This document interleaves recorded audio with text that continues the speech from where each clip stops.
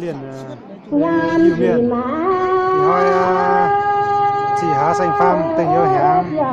như này sáu hột thầu ngõ Sophie ở nhà Giang Việt Nam quốc tập trung vừa làm giỏi từ nay cháu sáng dung luôn tới chế nhủ cô dẻo miền có gì mà sát miền tàu mà sát mới tạo rồi